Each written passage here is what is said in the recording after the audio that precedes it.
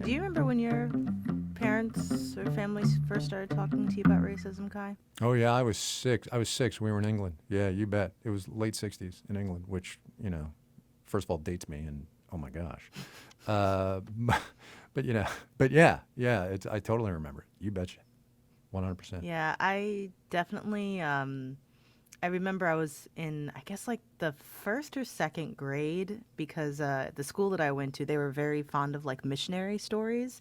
And there were all these stories about missionaries going to the sort of air quotes dark continent and like staining their skin brown and saving the savages type deal. And that led to some really blunt conversations in my family, like with my parents when I was like repeating what I was learning in school. And then I think I got called the N word for the first time that I remember when I was 8.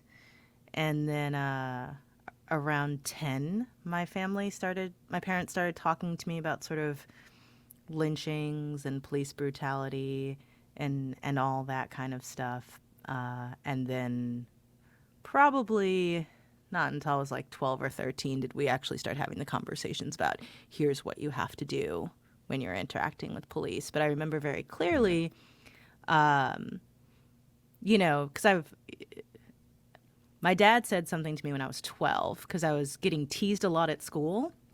And then, because I went to a predominantly white school, predominantly black church, and I was getting teased in both places for not fitting in. Oh man, sorry to laugh. Story But oh of my my gosh. life.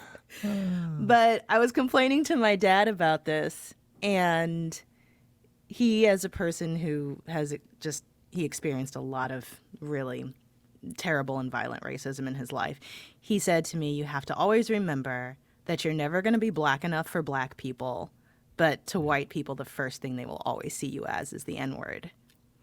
And that was when I was 12.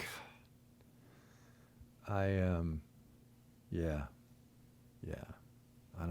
Honestly, Kimberly, I don't even know what to do with that because it's so far outside my lived experience, But it's really encouraging to hear people thinking about starting these conversations early. And I've had conversations with, our colleagues here at Marketplace who, in, appropriate moments, have asked them how to start that conversation with their young kids and if I had any resources that I could point them to. And are being purposeful about if they are in primarily, predominantly white environments, going outside of themselves and their own comfort zones to make sure that their kids are exposed. And that's encouraging. Yeah, that's exactly it. The whole comfort zones thing. Because these are such hard conversations to initiate because you almost don't know. And look, privileged, middle-aged white guy here. You almost don't know what questions to start asking, if that makes any sense at all. Yeah. Anyway, that's probably a whole nother episode.